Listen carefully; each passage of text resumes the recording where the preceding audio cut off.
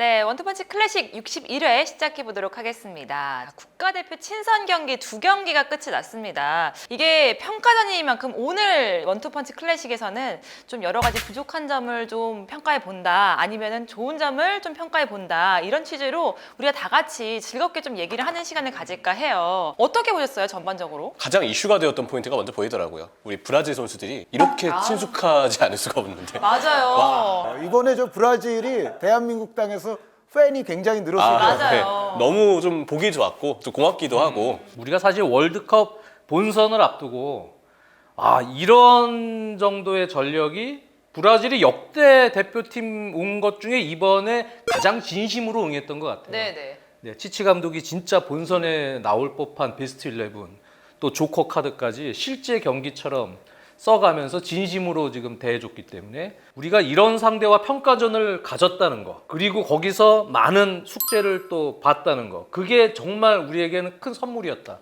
어떻게 보면 본선을 앞두고 진짜 모의고사를 치렀다. 네, 그런 점에서는 우리에게는 이번 평가전에서 브라질전은 가장 큰 수확이 아니었나 생각을 하고, 그 경기는 사실 전략적인 선택을 벤투 감독이 해서 나가는 것보다는 평상시에 그냥 우리 하던 대로 해봤어요. 해보면 그 정도의 세계 최고 전력을 가진 팀과 어떤 결과를 내는지 한번 본 것 같아요. 그냥 정상적인 운영을 했거든요. 그러니까 5대1이 됐죠. 네, 그러니까 이제 벤투 감독 입장에서도 본선을 앞두고, 물론 브라질의 전력이 포르투갈이나 우루과이나 가나보다는 셀 겁니다. 제 생각에는. 벤투 감독 입장에서도 우리가 본선에 나가서 우루과이나 포르투갈 같은 팀을 상대할 때, 또 가나도 지금 한 명 한 명 귀화를 시키고 있잖아요. 램프티 선수도 또 소집을 시키려고 해서 사이드를 또 강화하고 있고, 그런 팀들과 상대를 할 때 우리가 월드컵 아시아 최종 예선과 같은 그런 형태로 가서는 문제점들이 좀 나올 수 있겠구나 라는 것도 표현은 안 했지만 저는 브라질전 통해서 절실하게 느꼈을 거라고 봅니다. 네, 그런 의미에서는 본선 앞두고 가장 중요했던 평가전 역시 브라질전 아니었나 이렇게 봅니다. 저 아주 간단히 한 문장 비슷하게 말씀을 드리겠습니다. 5골이나 허용했던 이 평가전이 이런 경기가 카타르에서 발생하지 아니하고 서울 월드컵 경기장에서 발생했다는 것이 매우 다행이고 어떤 의미에서는 우리에게는 행운이었다고 생각합니다. 네. 지금 말씀해 주신 그 내용이 다 집약되어 있는 문장이에요. 네. 아시아 존에서 우리가 굉장히 역대 거의 최고의 월드컵 지역 예선을 치렀었는데, 이것에 너무 도취돼서 사실 이른바 그 참사에 가까운 상황이 월드컵 본선에 정작 가서 빚어지면 곤란하잖아요. 그거를 브라질이 아주 세게 예방주사를 잘 놔줬기 때문에 아주 또 고맙고, 그리고 이제 브라질이 아까 임 의원님도 말씀하셨지만 굉장히 대한민국 땅에 와서 즐겁게 있다 간 것 같아요. 잘 놀기도 하고, 네이마르 선수 같은 경우에 오른발 등에 부상도 있었는데 또 실제로 경기에 나와서는 아주 엄청나게 좋은 또 퍼포먼스를 보여주고, 전체적으로 또 그 사이에 우리 국민들과 또 브라질 선수들이 접촉이 일어났을 때 팬 서비스도 아주 좋았다고 하지 않습니까? 그래서 모든 면에서 아주 즐겁게 모범을 보여줬던 브라질 대표팀에게는 다시 한번 고맙다라고 이야기하고 싶습니다. 네. 다들 하는 말이 그렇잖아요. 소위 네임드 정말 월드 클래스 선수들을 볼 수 있어서 너무 좋았고, 그리고 결과가 사실 5대1인 만큼 어떻게 보면은 좀 옛날에 같았으면 좀 욕할 수도 있고 여러 가지 그럴 수 있는 상황임에도 불구하고 이제는 국민들이 이제 즐겼다라는 느낌을 확실히 받고 온 것 같더라고요. 그게 전 참 좋아 보였어요. 과거에는 우리 평가전이라도 실점하고 그러면 팬들이 실망하고 그랬는데, 5대0 감독 이렇게 네. 조롱 들어오고 이러지 않습니까? 그날은 현장에서 한국 관중석이 있는 그쪽에서도 추가 막판에도 실점이 됐는데도 네. 사람들이 즐거워해요. 와 이러고 박수치고, 좀 안타까워하면서 또 박수치는. 네. 그게 뭐냐면 느낌이 이 사람들도, 우리 국민들도 이 평가전 너무 좋은 평가전이야. 우리 문제점들이 지금 하나하나 다 드러나고 있다. 이거를 알면서 보기 때문에 골을 먹어도 좋은 거예요. 네, 그래서 상당히 뭔가 축제 같은 즐거운 평가전이 아니었나. 전체적으로, 그리고 우리나라의 이제 스포츠 관전 의식, 관전 문화 같은 게 분명히 바뀌기는 했어요. 그러니까 근년에 이제 올림픽 같은, 하계 동계 올림픽 같은 데서도 그랬지만 메달 못 따면은 예전에는 고개 푹 숙이고 막 국민들도 뭐라고 하니까, 그런데 이제는 사실은 뭐 4등을 하건 7등을 하건 정말 끝까지 열심히 싸워준 선수들에게 이제 가감없이 그냥 진심으로 박수 쳐주거든요. 아, 메달이 꼭 그렇게까지 뭐 중요한 게 아니야. 그 정도면 정말 훌륭하게 아주 즐겁게 잘했어라는 그런 의식을 이제는 많은 또 관객, 시청자 여러분들도 해주시는 것 같아요. 그런데 이번 브라질전도 그런 비슷한 게 좀 있었어요. 그러니까 예를 들어서 비니시우스 같은 선수 이제 교체하려고 터치라인에 딱 나오니까는 또 와 하더라고요. 저는 뭐 집에서 TV에서 그걸 들었지만 이제는 뭐 우리 대표팀의 그냥 한 경기 한 경기의 승패 뭐 그런 거에 집착하기보다는 이제 우리 관중들도 즐기는 문화가 어느 정도 형성이 됐고 지금 장 의원님 말씀처럼 브라질 선수들이 또 최선을 다해서 그렇게 잘해주니까 아, 좋은 경기 봤어. 우리 대표팀은 좋은 경험했어. 이런 것만으로도 충분히 좀 즐거웠던 하루를 보내지 않았나. 그런데 이제 즐거운 건 또 즐거운 거고 이제 우리가 본선을 위해서 또 하나하나 더 발전시켜가고 고쳐야 하는 것은 또 그것대로 또 정확하게 또 짚어가야 된다는 생각입니다. 그러면 좀 얘기를 해볼까요? 우리의 숙제가 뭘까요? 저는 이제 경기를 보면서 뭐 브라질 대표팀과의 엄청난 전력 차도 역시 당연히 느꼈고 현실적으로 맞는 이야기죠. 근데 저는 경기를 보면서 느꼈던 포인트가 우리 정예 멤버 중 빠져있는 선수들의 빈자리가 먼저 보이더라고요. 센터백 쪽에 김민재가 되겠고 또 미드필더 쪽에 이재성 선수의 빈자리가 그렇죠. 저는 좀 많이 크게 느껴졌습니다. 특히 저는 센터백 쪽은 사실 왼발 조합 자체가 브라질전에는 결국 나왔고 김영건 선수와 권경원 선수 이렇게 조합이 나왔는데 아무래도 왼발의 조합은 왼발 오른발의 정석적인 조합이 나왔을 때보다는 조금 불안할 수 있다. 빌드업 차원에서는 그런 부분들이 브라질전에는 보였다고 생각이 들고 저는 좀 깊게 얘기하고 싶은 부분이 중앙 미드필더 쪽이에요. 우리가 월드컵 지역 예선을 치르는 동안 정우영, 황인범, 이재성 이렇게 3명의 미드필더가 갖춰져 있을 때 이게 트라이앵글이 정삼각형이 되었든 역삼각형이 되었든 어떤 구조건 간에 이 3명의 조합에서는 우리의 중원에게 좋은 시너지를 냈습니다. 정우영 선수는 피지컬과 공중볼 쪽으로 신체적인 부분에서 좀 잘 버텨주고 힘을 좀 보여줬고 볼 줄기도 후방에서 정우영 선수가 담당을 해줬죠. 황인범 선수는 열심히 뛰어주면서 정우영 쪽으로 집중될 수 있는 어떤 압박을 분산시켜주고 황인범이 직접 또 오른쪽이나 뭐 반대로의 전환까지 패스로 풀어나오는 역량들도 많이 보여준 데다가 이재성도 기동력이 워낙에 좋기 때문에 정우영 선수가 넓게 커버하지 못하는 단점을 이재성 선수가 커버해주고 또 상황에 따라서는 이재성이 움직임을 바탕으로 수비를 끌어다 주니까 반대편에 있는 황인범 선수가 자유롭게 볼을 줄 수 있는 공간과 길까지도 많이 열렸었어요. 근데 이번에 정예 멤버 한 자리 이재성 선수 자리에 균열이 생기고 또 황인범 선수도 아무래도 부상에서 복귀한 지 얼마 지나지 않았기 때문에 경기를 최근에 뛰지 못했던 것도 있었고요. 경기 감각적인 부분에서 저는 100%의 컨디션이 아니었던 것 같거든요. 정예 멤버 선수들에게 어느 정도 이 이상이 생기고 나니까 변화가 생기고 나니까 그 부분에 따른 문제점들이 저는 이번 대표팀 경기에서 좀 보였던 것 같습니다. 일단 정우영 선수 쪽에 대한 어떤 수비 부담이 너무 커졌어요. 이거는 이재성 선수처럼 활동량으로 수비 범위를 좀 커버해주고 정우영 선수가 민첩하고 빠르게 넓은 범위를 커버하는 스타일은 아니거든요. 그러면 주위 동료들의 이 이른바 활동량을 통한 보완과 커버가 좀 중요한데 그 부분에서 이재성의 공백이 좀 많이 느껴졌었고 그리고 황인범 선수도 100%의 컨디션이 아니다 보니까 이번에는 실점의 빌미가 되는 패스미스라든지 우리가 아는 황인범의 모습이 100%다 나오지는 않았었죠. 그런 부분들도 변수가 있었고요. 중요한 건 이렇게 주전 조합이 갖춰지지 않을 때 우리가 대신 쓰는 선수들이 과연 주전만큼의 영향력을 보여주는가를 봐야 됩니다. 그래서 저는 백승호 선수의 활약이 브라질전에는 매우 중요했다고 봤지만 결과적으로 정우영 선수하고는 호흡이 그렇게 맞지 않았던 것 같아요. 정우영 선수도 백승호 선수도 좀 후방에서 같이 볼을 풀어주고 뭔가 빌드업을 해나가려는 모습을 보여주다 보니까 둘 간의 역할이 좀 겹치는 부분들이 많았고 상대적으로 정우영 선수가 역할에 집중하다 보니까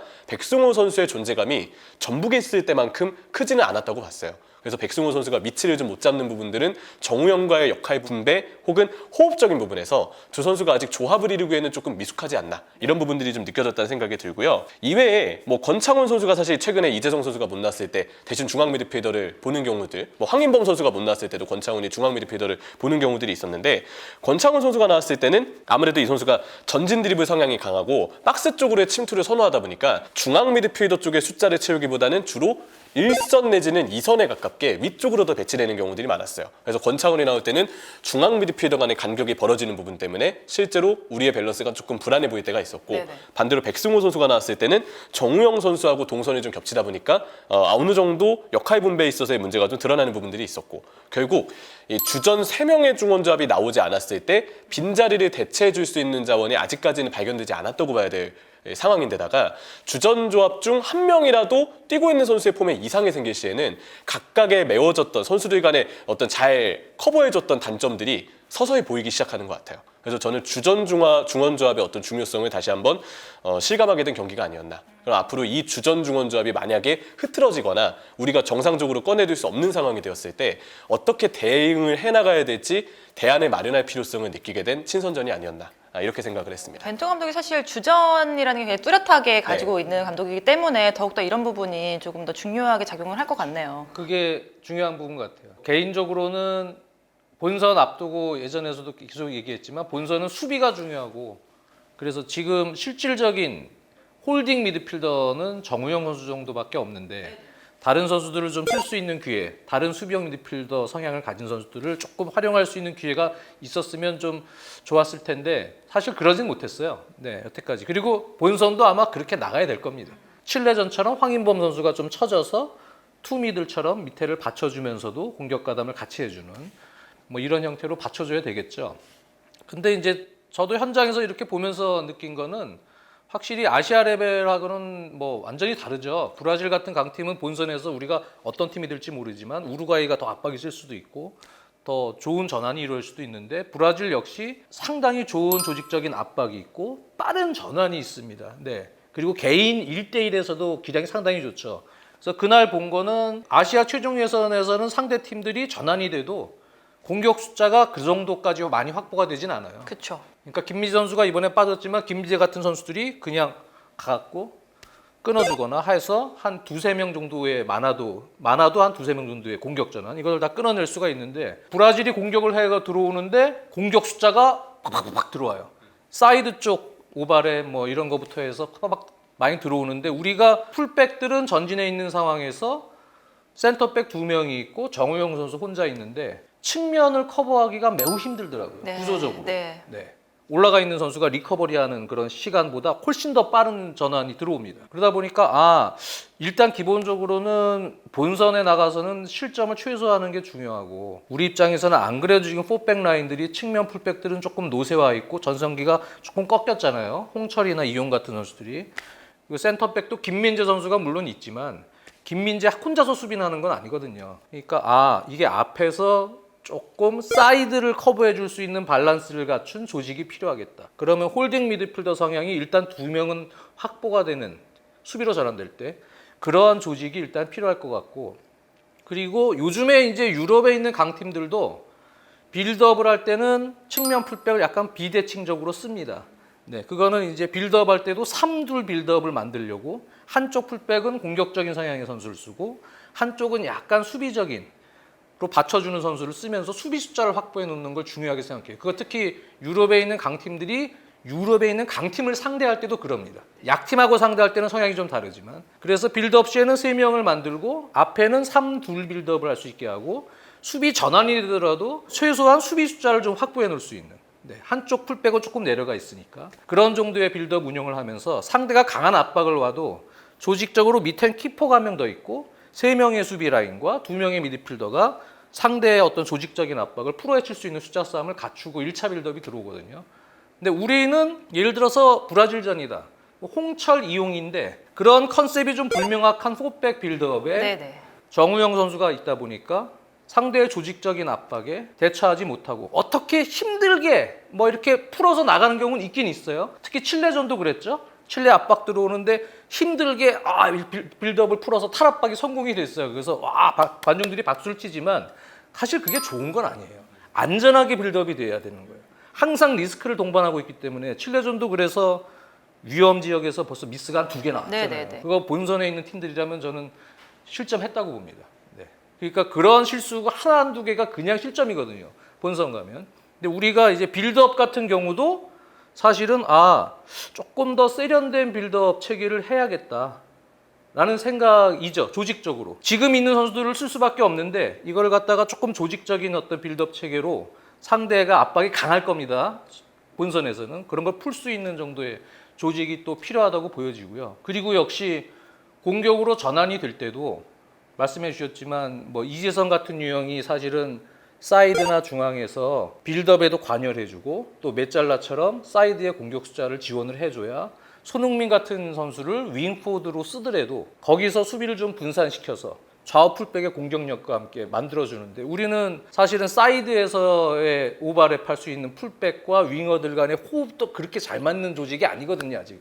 그 상황에서 황인범, 백승호, 정우영 이런 선수들은 사실 뒤에서 다 볼을 뿌려주는 패서들이라 안으로 들어가서 침투해서 이렇게 공격자를 늘려주는 윙어 성향을 같이 겸비한 선수들은 아니거든요. 그런 선수를 썼을 때는 손흥민 선수에게 집중 견제가 들어갈 수밖에 없어요. 그러니까 그 경기도 보면 브라질이 손흥민이 잡을 때 에워싸는데 다른 선수들이 분산을 시켜서 만들어줄 움직임이 없는 거예요, 별로. 그러니까 거기서 손흥민 선수가 확실하게 공간을 못 잡고 다시 또 볼을 돌릴 수밖에 없는 그런 운영이 공격적으로 나온다는 얘기죠. 그래서 뭐 지금 이지성 선수의 부재도 저도 크다고 봅니다. 그런 유형들이 사이드에서의 어떤 부분 전술들을 만들어 줄 수 있게끔 계속 움직여 주는 것도 중요하고, 그다음에 압박 같은 경우도 저는 조금 세련된 압박, 빌드업도 세련된 빌드업이 필요하지만 본선에서는 압박은 열심히 하는데 상대의 빌드업 패턴을 분석한 전술적 마크맨을 공격 압박 시 또 수비 전환 시에 이렇게 변화를 줄 수 있는 시스템들을 요즘 유럽 팀들이 많이 하죠. 그건 철저한 분석하에 이루어집니다. 브라질의 빌드업 체계가 어떤 식으로 가는지를 미리 사전에 분석해서 거기에 맞게 전술적 마크맨의 압박이 돼야죠. 그냥 포지션상의 압박보다는 그래야 더 효과적인 압박이 됩니다.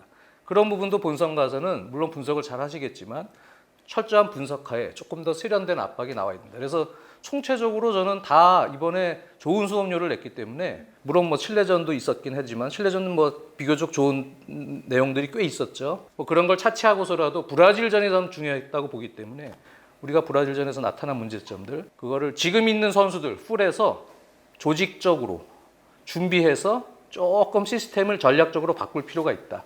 그런 생각입니다. 빌드업이랑 지금 압박에 대해서 좀 변형을 할 필요가 있다, 보완을 할 필요가 있다 이렇게 말씀을 하셨는데 사실 일반 팬들은 좀 그런 생각들을 많이 하더라고요. 저희가 빌드업 체계를 가지고 있잖아요.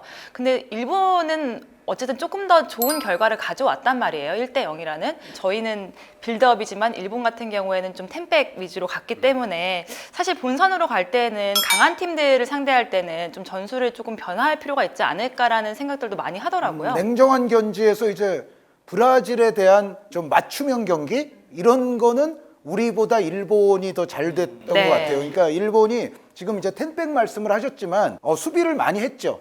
이제 콤팩트한 조직에 이제 수비를 많이 하기 위해서 노력을 하다가도 그래도 군데군데 또 올라올 때는 일본의 경우에는 뭔가 그래도 간격을 맞춰서 올라갔다 내려갔다 하는 이 조직이 전체적으로 우리보다는 좋았던 게 사실이고, 장 의원님이 잘 지적해 주신 대로 우리는 그냥 우리 하려던 거를 하려고 했던 경향이 좀 강해요. 그러니까 아까 마크맨에 대한 지적 얘기도 하셨습니다만 브라질이라는 팀에 대한 어떤 전술적인 분석에 의한 그 맞춤형보다는 우리는 그냥 우리가 하던 대로의 느낌이 좀 더 강했기 때문에 어떻게 보면 일본도 물론 브라질에게 슈팅도 많이 얻어맞고 뭐 결국 패하기도 했지만은 전체적으로 빅 찬스를 내주는 빈도에 있어서는 우리보다는 일본이 나은 어떤 브라질을 상대로 대결을 했던 거는 사실이라고 봅니다. 그래서 전체적으로는 이 두 분이 말씀하신 거에 모두 아주 공감을 하고요. 특히 이제 이명철 해설위원 이야기 가운데에서는 우리가 정말 짜여진 주전들 위주로 경기를 했는데 특히 이제 이재성 선수 공백 같은 경우에 우리가 이것을 메울 만한 제대로 된 선수층이 약간 좀 부족하지 않았는가라는 생각을 저도 하고, 또한 이재성 선수의 부재는 어떠한 문제와도 결부가 되냐면 장 의원님이 말씀하신 그 문제와도 아주 결부가 되는데 뭐냐면 이 브라질전에서 가장 저는 좀 강렬하게 느꼈던 문제는 이거예요. 우리가 볼을 잡았을 때 우리가 볼을 소유하고 있는 단계에서는 사실은 상대가 불안해져야 정상이거든요. 네. 그런데 저는 이제 브라질전을 쭉 보면서 우리가 볼을 소유하고 있을 때가 우리가 가장 불안한 거예요. 우리가 이제 특히 이제 김승규 골키퍼로부터 뭐 정우영 선수 이렇게 거쳐가면서 하던 대로의 빌드업을 하려고는 하지만 이 상황이 지극히 불안한 거죠. 브라질의 선수들이 뭐 한 명, 두 명 정도가 압박으로 들어오는 게 아니라 굉장히 조직적이죠. 브라질은 볼 중심의 압박으로 들어오는 선수들이 있고 나머지 선수들은 여기서 이제 압박이 풀려 나올 수 있는 패스 경로들을 또 차단하고 있는, 그 패스를 받을 수 있는 선수들에 대한 압박에 또 준비가 돼 있거든요. 이런 어떤 여러 명이 가담하는 팀 단위의 조직적인 압박을 우리가 아시아존에서는 별로 경험해 본 일이 아니죠. 그렇기 때문에 특히 우리 후방에서 김승규, 정우영 뭐 이렇게 풀어 나오는 그 순간이 너무도 불안한 거예요. 실제로 이제 정우영 선수 쪽에서의 어떤 미스들이 좀 많이 나오기도 했었고, 그런데 결국 그러니까 우리가 볼을 지니고 있을 때가 오히려 좀 있으면 이제 브라질이 공격을 하겠구나라는 이제 불안감이 엄습해 오거든요. 그런데 결국 이거는 기본으로부터 풀어갈 수밖에 없습니다. 좀 전에 이제 장 의원님이 말씀해 주신 대로 셋둘 이런 어떤 탈압박 체계에 있어서 우리가 숫자 싸움이라든가 위치 선정이라든가 이런 것을 좀 더 면밀하고 세련되게 할 필요가 있고, 여기서 가장 중요한 거는 예를 들어 정우영 선수가 볼을 지니고 있을 때 나머지 주변의 동료들이 정우영 선수가 간결하게 빨리 볼을 넘겨줄 수 있는 패스의 선택지를 최대한 만들어주는 움직임을 가져가 줄 필요가 있어요. 그런데 실제로 브라질전을 보면 우리가 아시아존에서 해왔던 경기에 의거하자면 사실 아시아에 우리를 상대했던 우리 조의 다른 팀들은 우리를 상대로 그렇게 전방 압박을 강렬하게 가하고 여기에 또 브라질 수준의 조직적인 압박을 가하는 시간이 그렇게 길지 않았거든요. 그래서 사실은 김승규로부터 정우영으로 볼이 넘어왔을 때 정우영 선수가 어느 정도 여유를 가지고서 충분히 이제 주변으로 이제 볼을 보내줄 수가 있었어요. 그런데 물론 이제 실리적인 접근을 취하면서 뭐 잡으면은 롱볼 날려 뭐 그런 식의 생각을 할 수도 있지만, 저는 사실은 무조건 실리 축구하고 롱볼 때려 이게 저는 정답은 아니라고 보거든요. 왜냐하면 롱볼 축구를 하기 위해서라도 초기의 빌드업은 어느 정도 돼야 돼요. 그럼요. 그러니까 예를 들어 김승규 선수 앞으로 볼이 굴러오면 김승규 선수가 무조건 뻥 차가지고 그거를 손흥민 선수 발 앞에 딱 떨어뜨리는 그런 상황만 노리고서 계속 롱볼 축구를 할 수는 없거든요. 그러니까 우리가 롱볼과 빠른 전환을 활용한 역습을 하더라도 우리가 볼을 지닌 초기 단계에서는 어느 정도의 빌드업은 돼야 그 다음에 한두 번 거쳐서 전환 패스에 의한 롱볼의 역습도 될 수가 있는 거라서, 사실은 초기 단계에서부터 이렇게 우리가 볼 소유하고 있는 상황이 불안정해지면은 사실은 역습 축구도 제대로 될 리가 없거든요. 그래서 기본적으로 우리의 어느 부위에 누가 볼을 잡든지 간에 주변 동료들의 패스 선택지 늘려주기 위한 무브먼트가 가장 기본이다.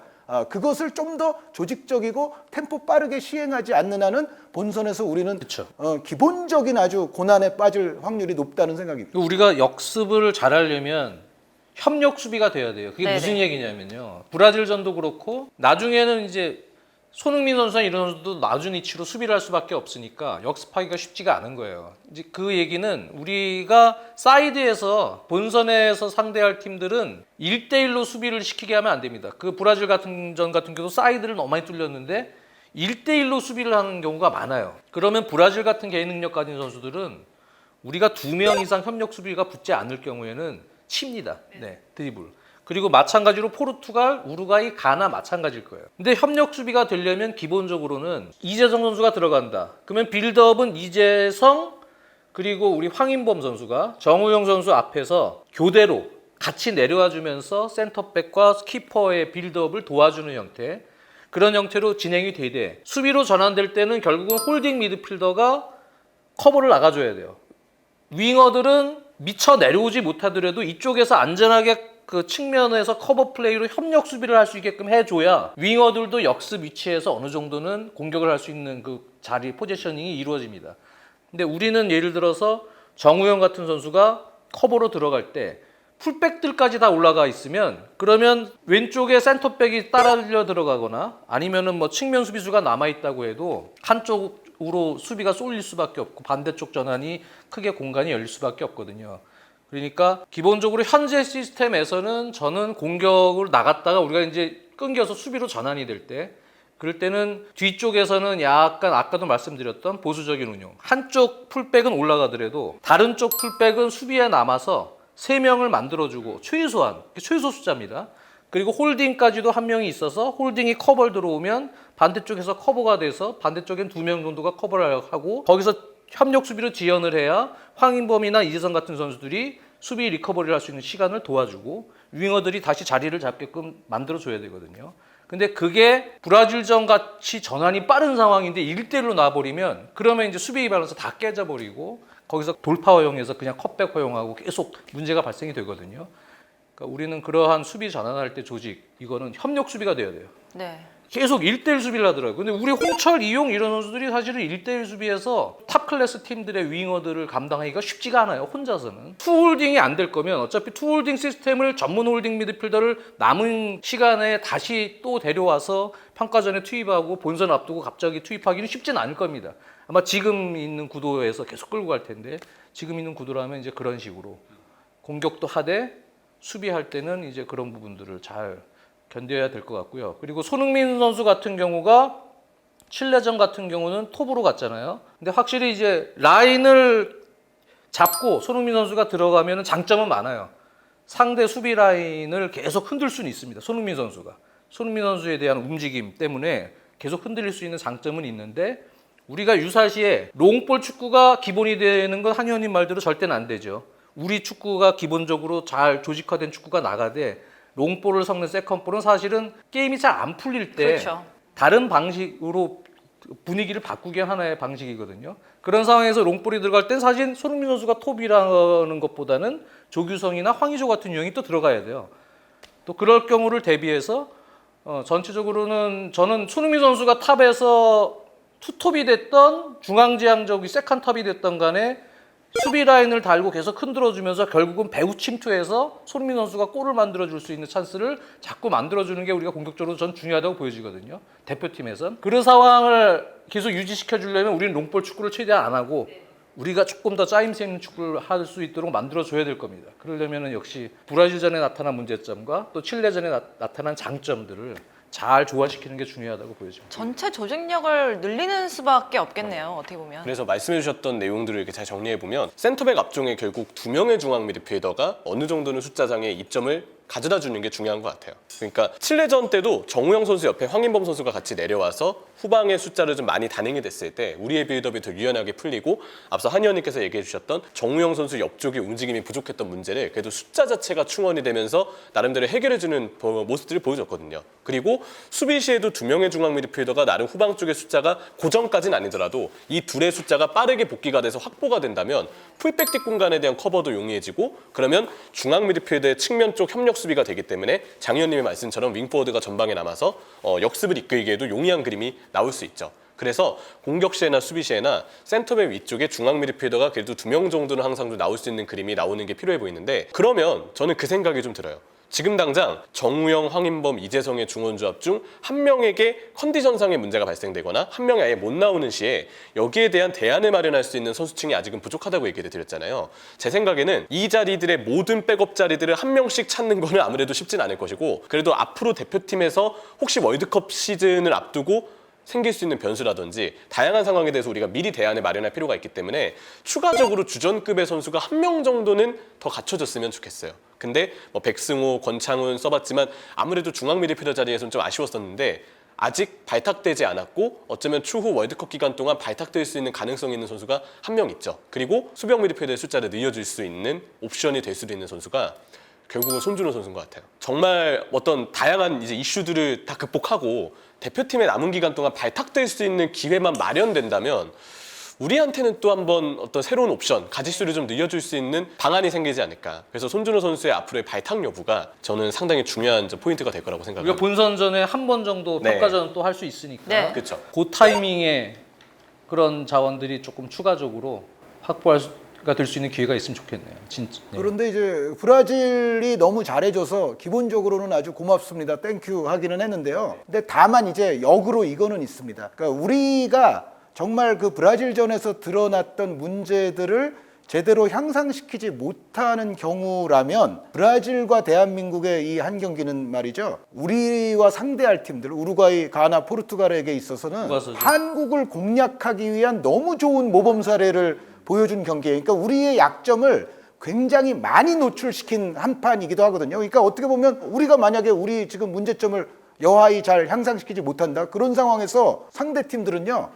좀 냉혹한 얘기지만 야, 김승규, 정우영 저쪽으로 올라오는 볼을 집중 공략해라. 저는 이미 다 봤을 거라고 생각해요. 요즘은 뭐 비밀이 없는 시대고 경기만 했다 하면 영상이 그냥 전 세계로 퍼지는 시대 아닙니까? 저는 이미 우리와 상대할 나라들은 브라질전을 통해서 우리의 어떤 지점을 공략해 들어가고 어떤 형태의 압박을 취해서 어떻게 세컨볼 싸움을 해서 볼을 탈취했을 때 유리한 상황을 만들 수 있다는 것을 이미 다 알았을 겁니다.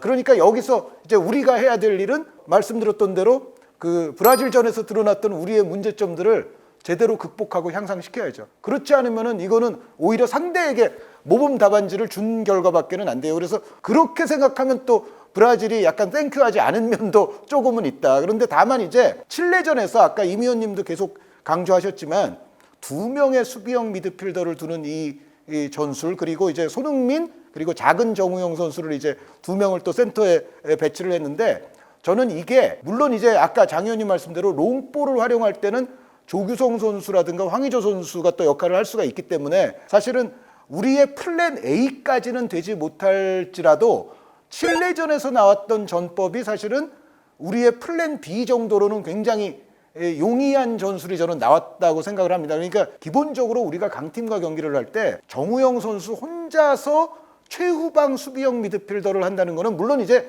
강팀과의 경기에서 우리가 좀 내려앉게 되면 뭐 이재성, 황인범 선수도 사실은 전체적으로 내려오면서 4-5-1 같은 전형이 펼쳐지기는 하겠지만, 그럼에도 기본적인 수비형 미드필더를 그냥 정우영 혼자에게 맡긴다? 나머지는 기본적으로는 왔다 갔다 하는 미드필더고, 이거는 사실은 저는 좀 위험 부담이 심하고 정우영 선수에게 부담을 너무 많이 지우는, 그러니까 수비면에서나 빌드업 면에서는 너무 많은 부담을 지우는 결과라서, 이제부터라도 2명의 수비형 미드필더를 기본으로 가는 쪽으로 조금 더 저는 훈련을 했으면 하는 바람이 분명히 있고요. 그리고 장 의원님이 지적해 주신 것 가운데 또 굉장히 중요한 게, 우리 풀백들의 위치 선정이 기본적으로 브라질전에서는 상당히 좋지가 않았어요. 그러니까 우리 풀백들이 개인 역량적으로도 사실 1대1 싸움에서 본선에서 만날 팀들의 측면을 상대로 그렇게 강할 수 있다는 자신감이 결코 들질 않는 상황에서 사실은 위치 선정까지 잘못된다면은 이거는 엄청난 문제를 야기할 수밖에 없거든요. 그래서